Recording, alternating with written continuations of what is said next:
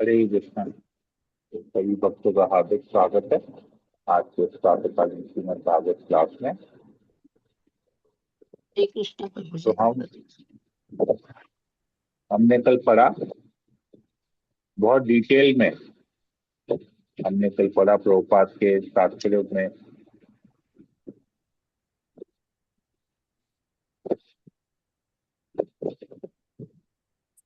कि भगवान समस्त कारणों के कारण स्वरूप है, आदि कारण स्वरूप है, सभी शक्तियों के स्वामी है। और भगवान को समझ पाना अपनी इंद्रियों के प्रयास से, अपने प्रयास से समझ पाना संभव नहीं है। उसमें भगवान की कृपा बहुत जरूरी है। हमने कूप मंडूक यानी कि कुएं में मेढक वाले उदाहरण से समझा, सूर्य के उदाहरण से समझा कि जब सूर्य नहीं दिखता है रात के समय, तो अगर हम टॉर्च लेके जाएंगे आकाश में पॉइंट देंगे तो अपने प्रयास से सूर्य को नहीं ढूंढ सकते, या अपनी कल्पना से भी भगवान को नहीं समझ पाएंगे। जिस प्रकार वो मेंढक अपनी कल्पना से बड़े एक विशाल सागर को नहीं समझ पाया और अपने प्रयास से सूर्य को नहीं देख पाएंगे, ढूंढ पाएंगे सूर्य को, इस प्रकार से हम अपनी कल्पना या केवल अपनी कल्पना या अपने प्रयास से या अपनी बुद्धि से भगवान को नहीं समझ।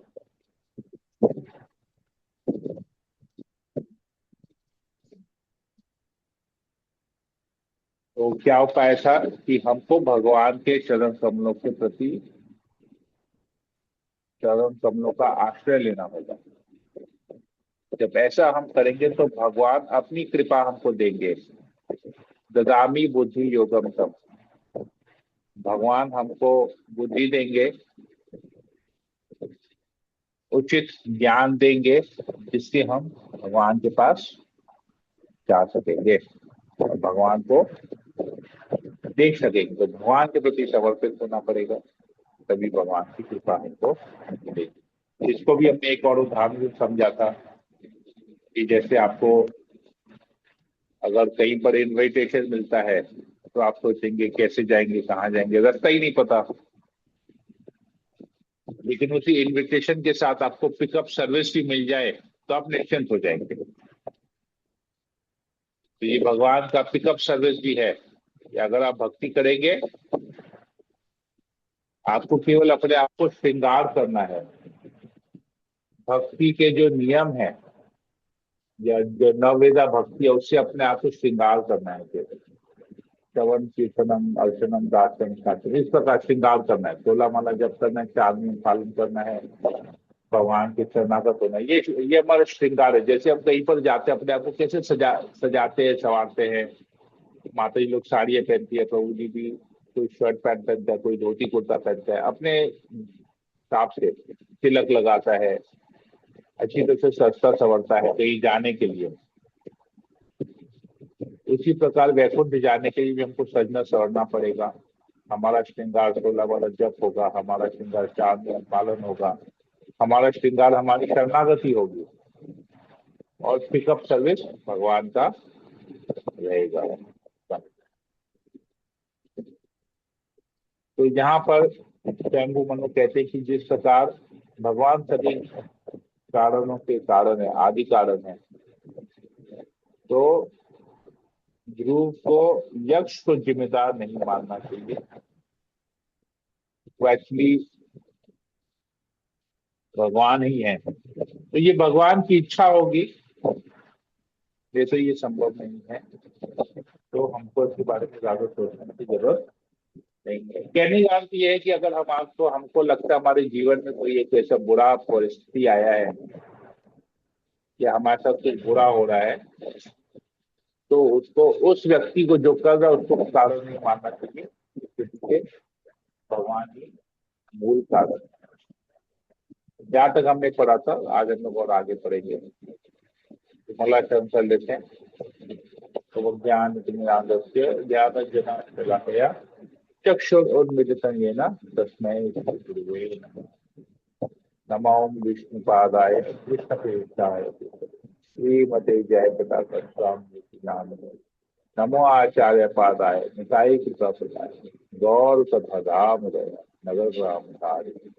नमो विष्णुपादाय कृष्णप्रेष्ठाय भूतले श्रीमते भक्ति वेदांत स्वामी नामिने। नमस्ते सारस्वती देव गौरवाणी प्रचारिणे निर्विशेष शून्यवादी पाश्चात्य देश चारि। हे कृष्ण करुणा सिंधु दीन बंधु जगत गोपेश गोपिका कांत राधा कांत नमस्ते। सप्त कांचन गौरांग राधे वृंदावनेश्वरी विषभानु सुदे देवी प्रणमामि हरि।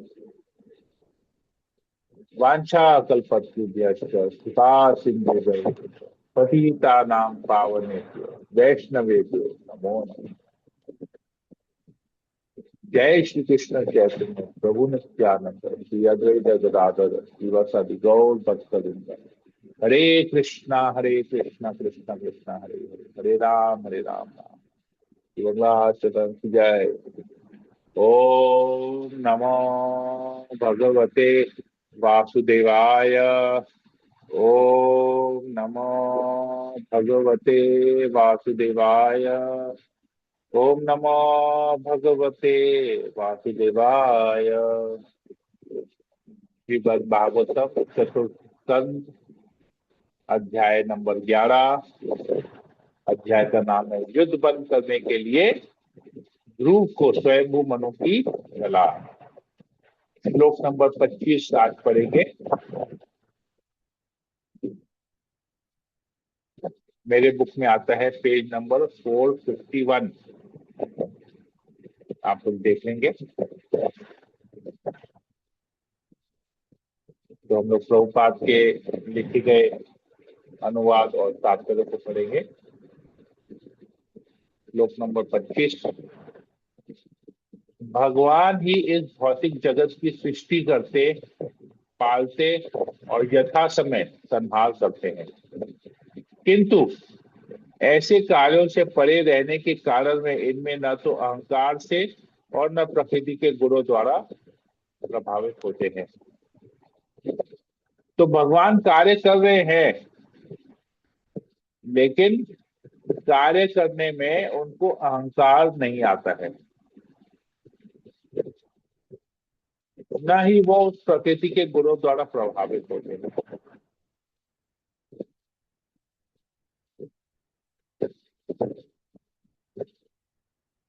तो ये जब हम भगवान की भक्ति करते हैं तो हमको भी ये समझना चाहिए कि जब हम भगवान की भक्ति कर रहे हैं, हम कुछ विशेष सेवा कर रहे हैं,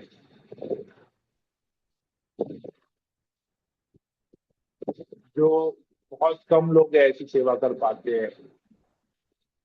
तो वैसी सेवा करने के बाद हमको अहंकार नहीं आना चाहिए कि मैं यही ऐसा कर रहा हूं, मेरी वजह से हो रहा है, मैंने किया इसीलिए ये संभव हुआ। क्योंकि भगवान तो अहंकार नहीं करते, सृष्टि कर रहे हैं, संहार कर रहे हैं, पालन कर रहे हैं।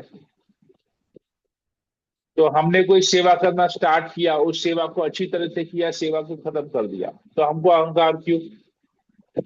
फिर दोबारा सेवा करेंगे।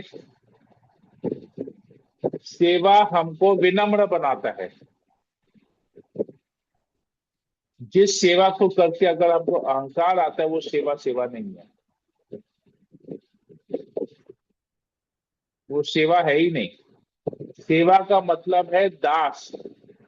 दास जो कार्य करता है, तो दास को कभी अहंकार नहीं करता, दास विनम्र होता है।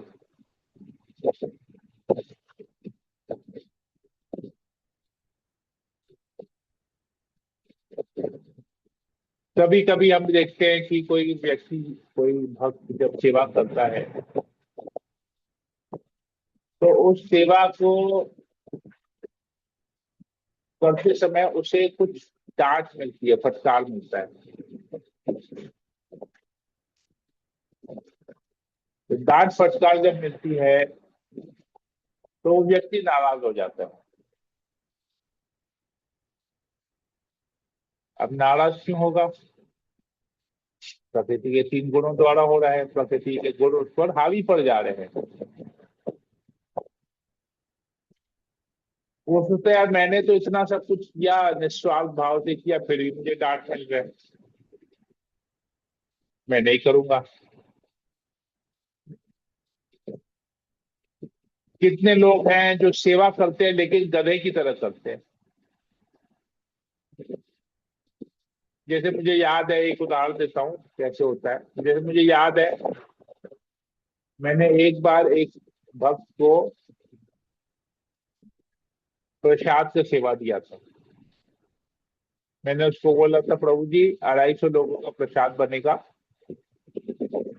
आपका काम है उस प्रसाद को चेक करना, उसका क्वालिटी ठीक है कि नहीं, उसको बस में लोड करना, देखना यही आइटम है, देख लीजिएगा सब कुछ आइटम ठीक से आ रहा है कि नहीं।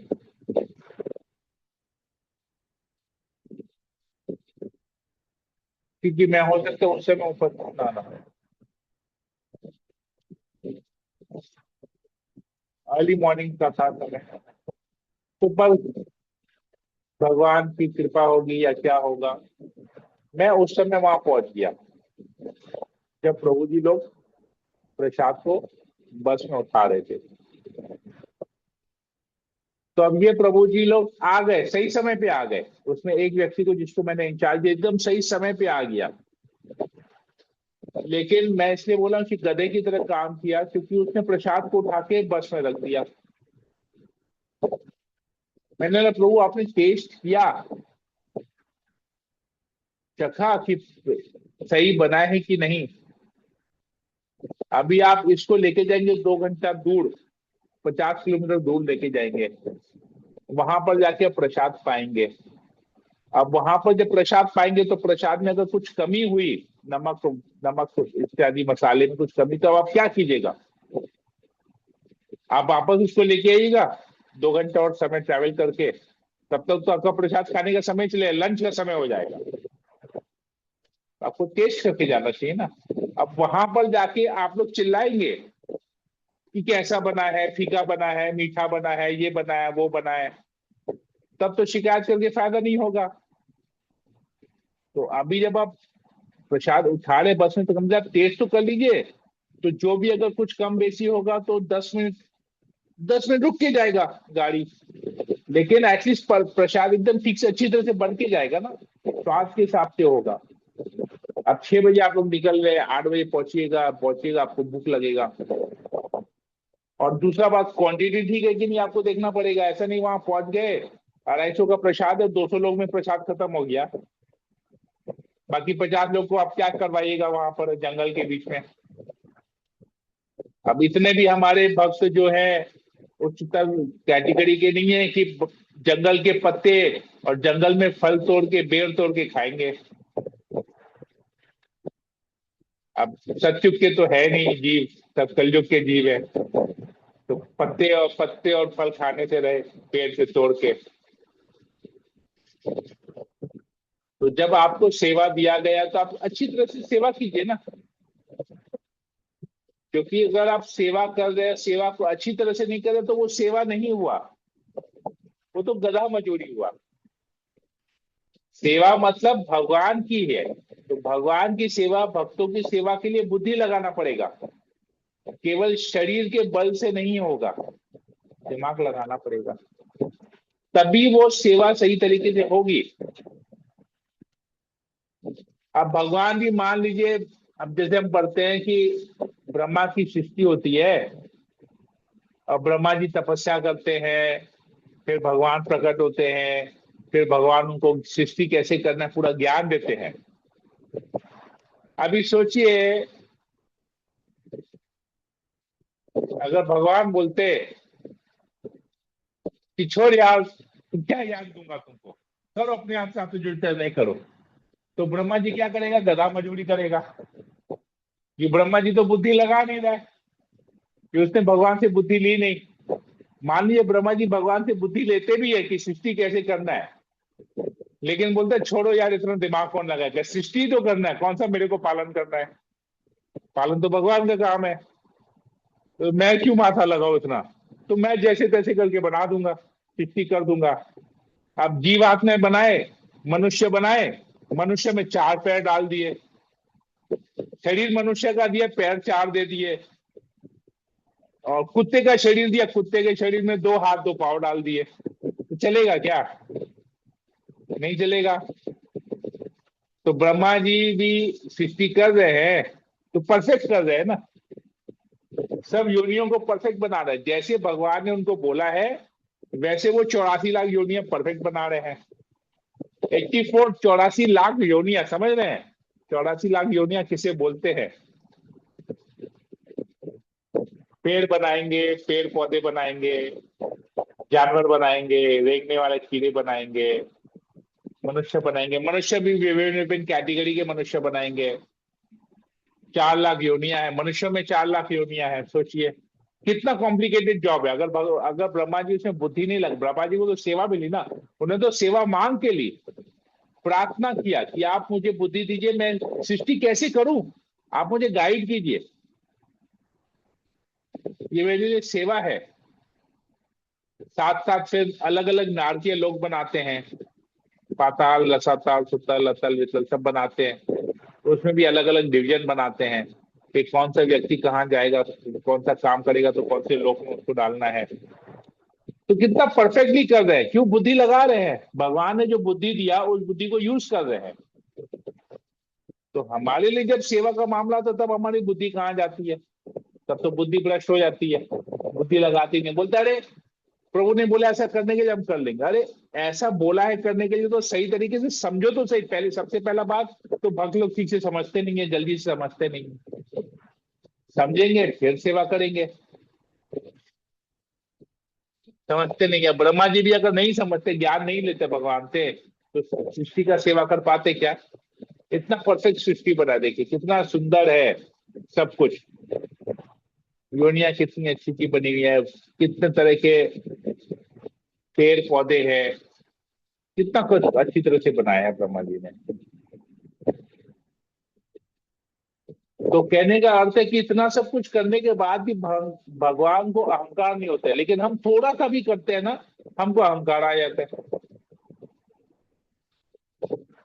तो जो भगवान अहंकार रहित है, उस भगवान की जब हम भक्ति कर रहे हैं तो हमको भी तो अहंकार रहित होना पड़ेगा, नहीं तो भक्ति क्यों की है, क्या की है भक्ति, भक्ति करके क्या पाया?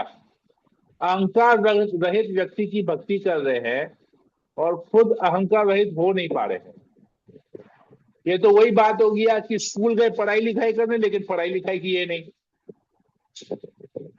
स्कूल गए और वापस आ गए, स्कूल गए वापस, रोज सुबह स्कूल जा रहे हैं, रोज शाम को वापस आ जा रहे हैं, पढ़ाई तो किए ही नहीं। अब पढ़ाई किए नहीं तो माँ बाप अलग, टीचर से अलग डांट पड़ेगी, माँ बाप से अलग डंडे पड़ेंगे, पैसा अलग वेस्ट हो रहा है, टाइम अलग वेस्ट हो रहा है। तो भगवान जब अहंकार रहित हैं तो हमको भी इस प्रकार भक्ति करनी पड़ेगी, इस प्रकार सेवा करनी पड़ेगी, तो हम भी अहंकार रहित हों, या बेसिकली अहंकार रहित हो के करना पड़ेगा।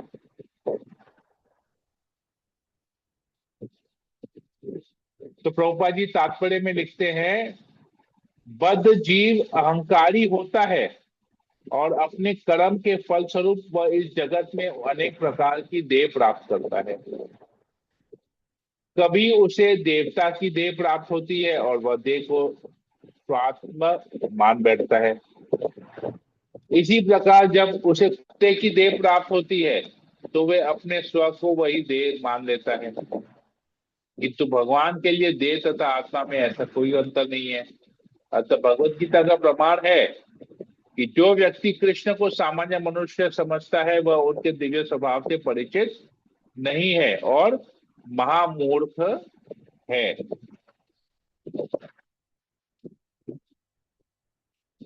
हमारे पास भौतिक शरीर का होना सिद्ध करता है कि हम तीनों गुणों से दूषित हो चुके हैं। तो हम जब तीनों गुणों से दूषित हो चुके हैं तो हमको तो अपने आप को साफ करना पड़ेगा ना, इस प्रदूषण से अपने आप को बचाना पड़ेगा, हटाना पड़ेगा। कचरा हो गया हमारे अंदर में। अब हमारे शरीर में जब मैला लगता है, हाथ गंदे हो जाते हैं, शरीर गंदा हो जाता है, तो क्या करते हैं, नहाते हैं। उस मैल को दूर करते हैं ना, उसी मैल से शरीर को पालन करते हैं। क्या करते हैं? हाथ गंदे होते हैं, चेहरा गंदा होता है, पैर गंदे होते हैं, तो ऐसे ही सो जाते हैं, ऐसे ही लेट जाते हैं। हाथ मुंह धोते हैं, अच्छी तरह से धोते हैं, नहाते हैं, बॉडी वॉश लगाते हैं, परफ्यूम लगाते हैं, अपने आप को अच्छा अच्छा बनाते हैं। तो ये शरीर स्वयं पूरा मिट्टी है, धूल है, मैल है। आत्मा के ऊपर, शरीर के ऊपर जैसे मैल है तो हम उसको साबुन से धोते हैं, तो वैसे ही आत्मा के ऊपर जो मैल है, ये शरीर है, ये अहंकार है कि मैं शरीर हूं। ये हमारा मैल है आत्मा के ऊपर में। अपने आप को शरीर मानना ये मैल है। तो इस मैल को कैसे हटाएंगे? चैतन्य महाप्रभु कहते हैं चेतो दर्पण मार्जनम। भाई ये चित्त जो है हमारे दर्पण की तरह है, और इस दर्पण के ऊपर धूल जमा हुआ है, तो तुमको उसको मार्जन करना है, इसको सफाई करनी है, धूल को। ये धूल क्या है? हम शरीर हैं। ये सोचना ये धूल है। अब इसको धूल को दूर करना है, मार्जन करना है, झाड़ू मारना है। कैसे करना है? हरिनाम करके, हरे कृष्ण महामंत्र जप करके। जब हरे कृष्ण महामंत्र जप करेंगे, इस धूल को हटाएंगे, अपने आप को शरीर नहीं मानेंगे, तो अहंकार भी नहीं आएगा। कितने लोग बोलते हैं प्रभु हम तो वेजिटेरियन है, अहंकार करते हैं वेजिटेरियन है। मैं बोला अच्छा, मतलब कबूतर भी तो वेजिटेरियन है, कबूतर तो कभी अहंकार नहीं किया, तो तुम क्यों अहंकार कर रहे हो, वेजिटेरियन हो?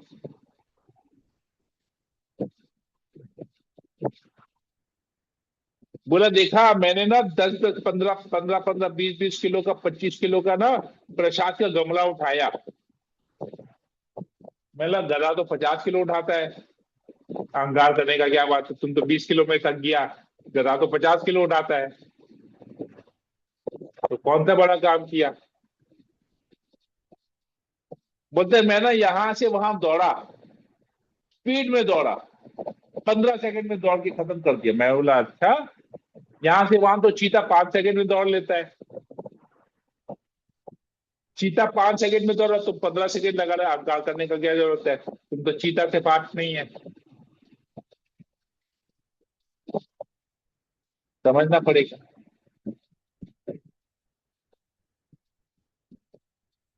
तो हर एक चीज में हमसे बेटर कोई ना कोई है, ये हमको समझना पड़ेगा।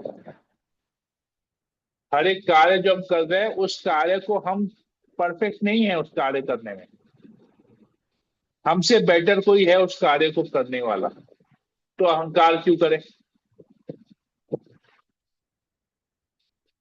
अगला श्लोक पढ़ते हैं, 26 नंबर। भगवान समस्त जीवात्माओं के परमात्मा है, वे हर एक के नियामक तथा पालक है। वे अपनी बहिरंगा शक्ति के माध्यम से सभी जीवों का सृजन, पालन तथा संहार करते हैं। तो पिछले श्लोक का कंटिन्यूएशन है ये श्लोक। तो पिछले में कहते हैं कि सब कुछ कर रहे हैं लेकिन अहंकार नहीं होता उनको, प्रकृति के 3 गुण उनको प्रभावित नहीं होते। अब देखिए परमात्मा भी है, सब जीव के अंदर है, हृदय में कितना बड़ा कार्य कर रहे हैं। तो भगवान तो अहंकार नहीं करते हो। हम किसी के लिए कुछ भला क्या कर दिए, अहंकार कर लेंगे, देखा हमने ना उसके लिए ये काम किया, ढिंडोरा पीटेंगे, पूरे जगत में ढिंडोरा पीटेंगे, हमने ना उसके लिए ये किया। एक बार क्या कुछ कर लिया तो ढिंडोरा पीटेंगे। भगवान तो प्रतिदिन हमको सुला रहे हैं, हमको जगा रहे हैं, हम जब सो रहे हैं हमारे हृदय के धड़कन को चला रहे हैं। तो सोचिए परमात्मा बोले यार मैं तो इतना कुछ कर रहा हूं, तुम मेरे लिए कुछ नहीं कर रहे, मैं तो 24 आवर्स तुमको।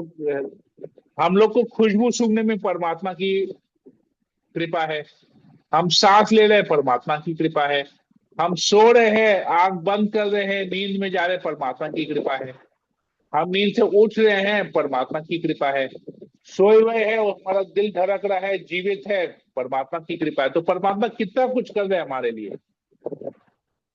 हम किसी के लिए कुछ, और खाली मेरे लिए नहीं कर रहे हैं, सभी के लिए कर रहे हैं। पूरी 84 लाख योनियों में जितने भी जीवात्माएं हैं, एक चींटी के लिए भी कर रहे हैं, एक मच्छर के लिए भी कर रहे हैं, ब्रह्मा जी के लिए भी कर रहे हैं, इंद्र के लिए भी कर रहे हैं, हमारे लिए भी कर रहे हैं, सांप के लिए भी कर रहे हैं, चिंगादड़ के लिए भी कर रहे हैं, पशु पंछी सबके लिए कर रहे हैं। कितने हैं? असंख्य जीवात्माएं हैं, सबके लिए कर रहे हैं।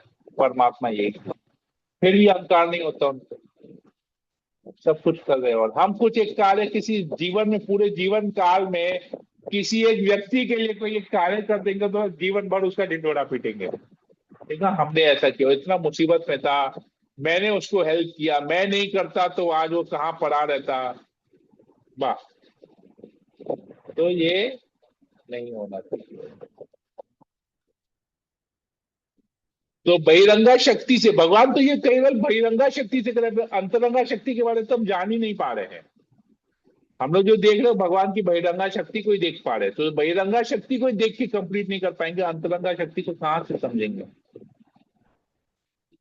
तो ये भौतिक जगत भगवान की बहिरंगा शक्ति से बना है, तो अंतरंगा शक्ति से आध्यात्मिक जगत बना है, वैकुंठ जगत बना है। तो प्रभुपाद जी तात्पर्य में लिखते हैं कि भगवान व्यक्तिगत रूप से वैकुंठ जगत में सदैव स्थित रहते हैं।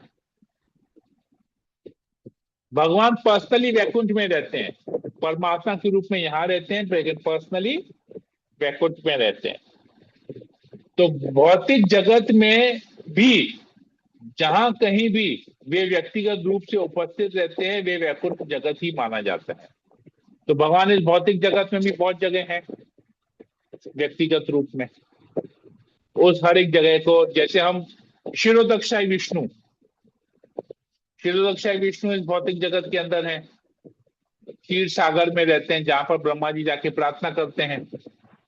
जब देवतागण, जब पृथ्वी पे प्रॉब्लम होता है तो देवतागण जाते हैं ब्रह्मा जी के साथ, ब्रह्मा जी जाते हैं क्षीर सागर के तट पे जाके क्षीरोदक्षाय विष्णु से प्रार्थना करते हैं कि आप प्रकट होइए, ये प्रॉब्लम चल रहा है, अब आप आइए, अवतार लीजिए, आइए, आपका समय हो गया आने का।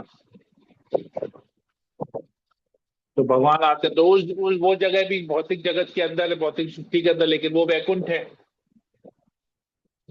तो प्रभुपाद जी एक और उदाहरण देते हैं कि शुद्ध भक्त द्वारा भगवान मंदिरों में पूजे जाते हैं, अतः मंदिरों को वैकुंठ जगत मानना चाहिए। प्रभुपाद जी कहते हैं हर एक वो जगह जहां भगवान रहते हैं वैकुंठ है, तो मंदिर में भी भगवान रहते हैं, तो मंदिर को भी वैकुंठ समझना चाहिए। मंदिर कोई साधारण जगह नहीं है, वो भी वैकुंठ है।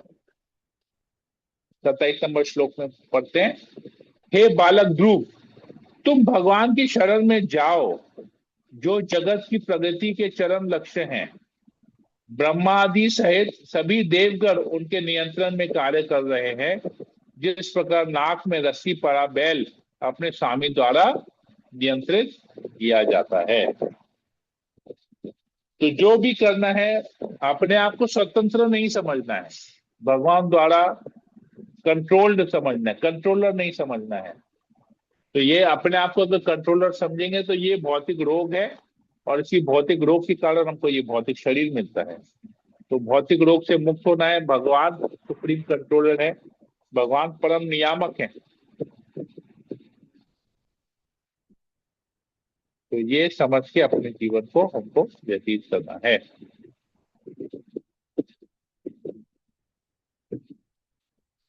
इस जगत में हर एक व्यक्ति परम नियामक बनने के लिए भरसक प्रयत्न कर रहा है, चाहे वह व्यक्तिगत हो, राष्ट्र स्तर पर हो, सामाजिक हो, अथवा अन्य रूपों में हो।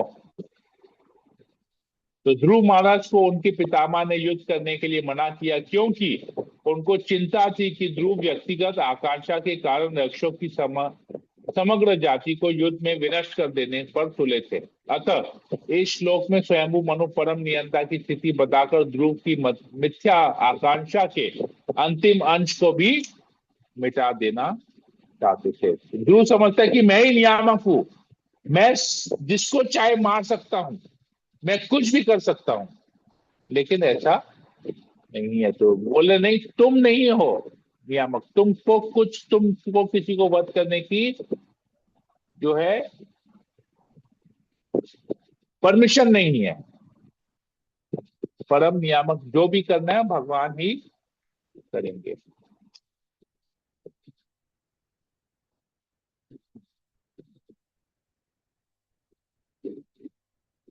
तो रूपा जी एक प्रश्न इसमें डालते हैं तात्पर्य में, कोई यह तर्क कर सकता है कि देवताओं की पूजा क्यों की जाती है? तो यहाँ पर यह उत्तर दिया गया है कि केवल अल्प ज्ञानी पुरुष ही देवताओं को पूजते हैं। देवता स्वयं परमेश्वर को प्रसन्न करने के उद्देश्य से ही यज्ञ को स्वीकार करते हैं।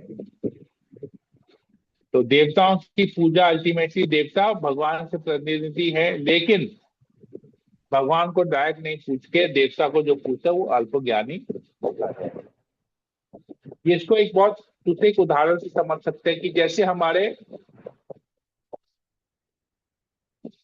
अगर हम इस देश के प्रधानमंत्री से हमारा रिश्ता है तो हमको कुछ भी चाहिए होगा हम देश के प्रधानमंत्री को बोल के कार्य करवा सकते हैं। हमको किसी जूनियर लेवल के मिनिस्टर के पास जाने की जरूरत नहीं है।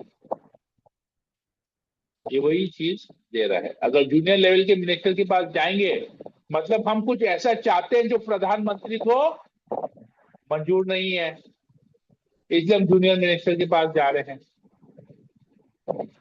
तो बेसिकली यही यहाँ पर, तो भगवान के पास जाएंगे, भगवान को खुशी करेंगे, तो भगवान को खुशी करेंगे तो भगवान हमको स्वयं उसी भाव से हमको रेसिप्रोकेट भी करेंगे। हरे कृष्णा। यहीं पर ही रखते हैं। तो किसी को कोई प्रश्न हो पूछ सकते हैं, कुछ बोलना हो बोल सकते हैं।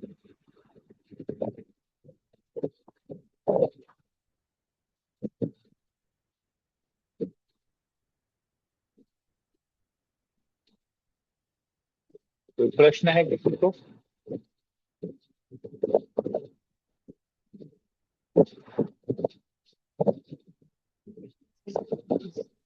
हरे कृष्ण प्रभु जी धन्यवाद। ओके, नहीं है, ठीक है। प्रभु जी तो फिर मैं स्लाइड से यहीं पर एंड करता हूँ। हरे कृष्णा कृष्ण कृष्ण हरे हरे, हरे राम राम राम हरे। वांछा कल्पतरुभ्यश्च कृपा